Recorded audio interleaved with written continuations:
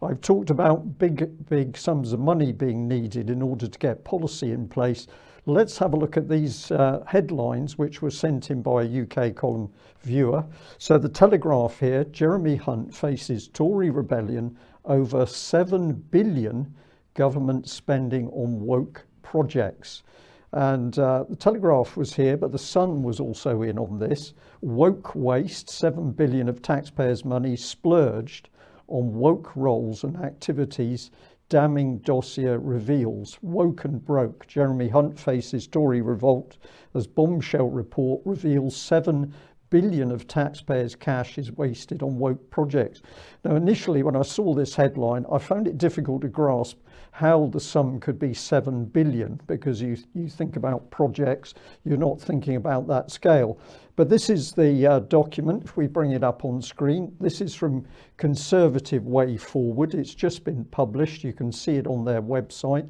Defunding politically motivated campaigns.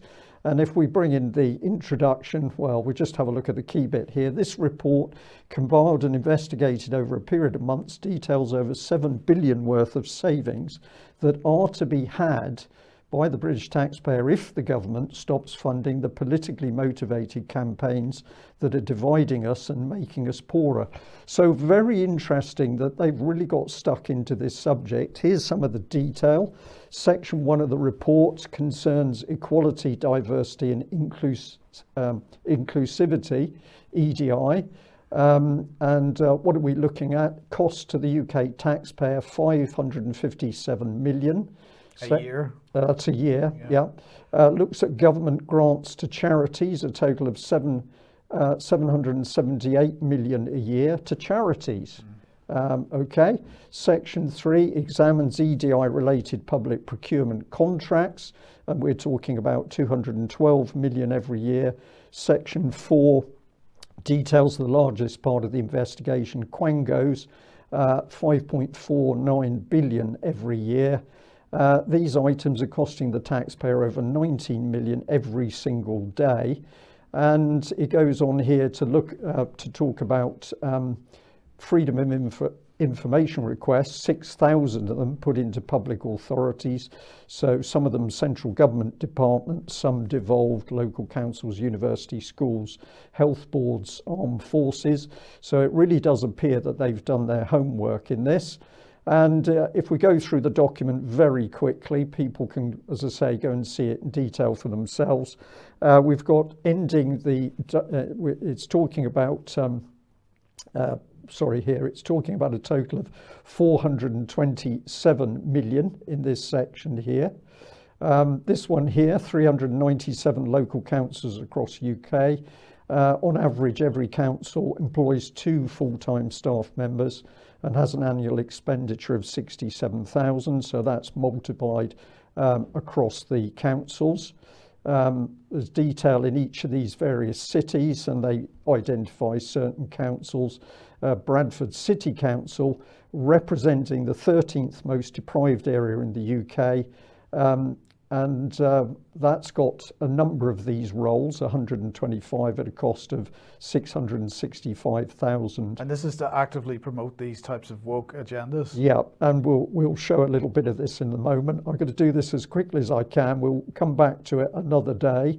But universities are included here. So they go through a lot of these sections. I've just taken these out as an example for our audience, but here's police forces, almost 5 EDI staff members for every police force, costing the taxpayer 10 million a year. Whitehall departments, 12 million a year. 150 million a year here when you consider British productivity as a whole, where we're losing days by putting people on these equality, diversity and inclusivity training courses. A lot of money disappearing out. They give case studies of where they've investigated charities, and this one is particularly interesting.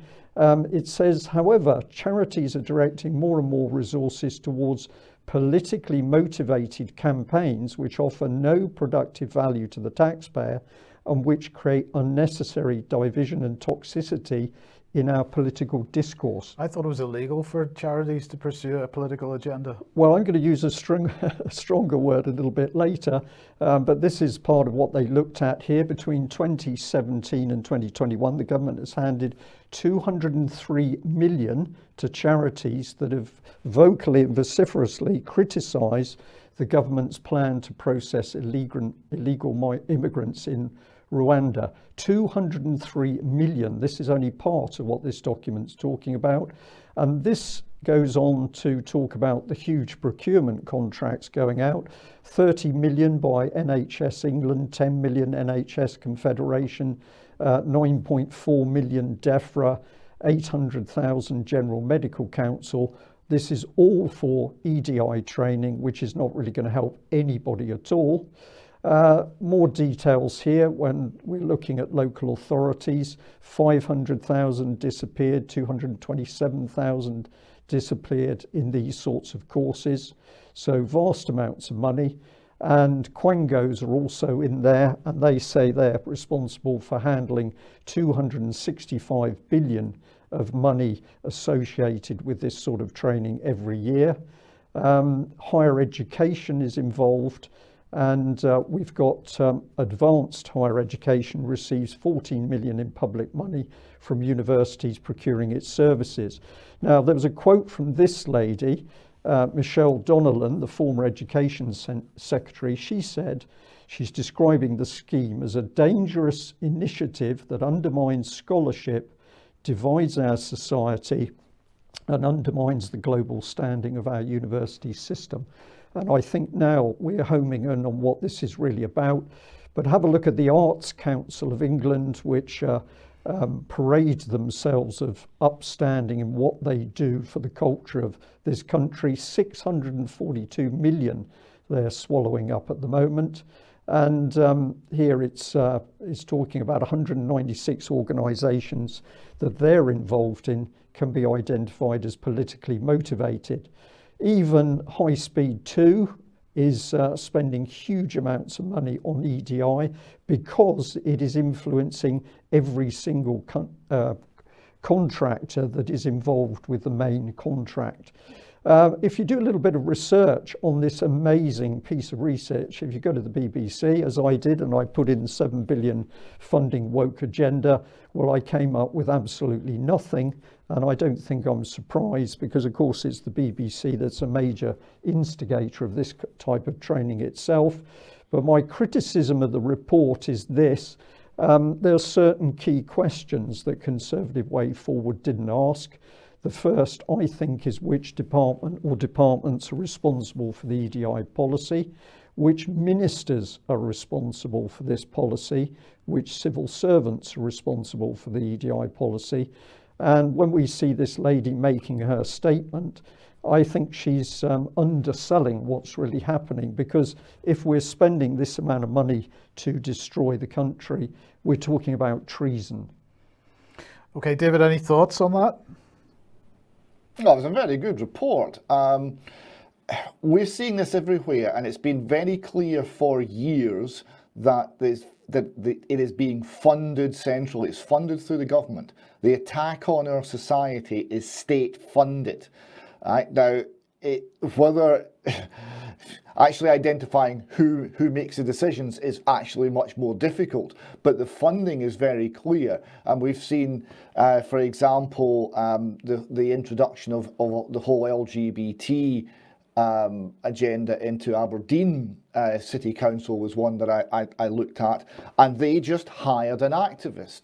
They hired someone whose entire life was pushing this particular political ideology. They put him on salary and gave him the job of teaching the teachers how to teach. And then it permeated through. It wasn't external, and it wasn't individual people being convinced by the argument. It was done centrally by the council, and they put the man on salary. They paid him to do this. So we are, through our taxation system, we are paying for the demise of our own society. Yeah, absolutely. So it's orchestrated, and as Mark has demonstrated, this is coming from globalist policy. This is nothing to do with national policy in the first instance.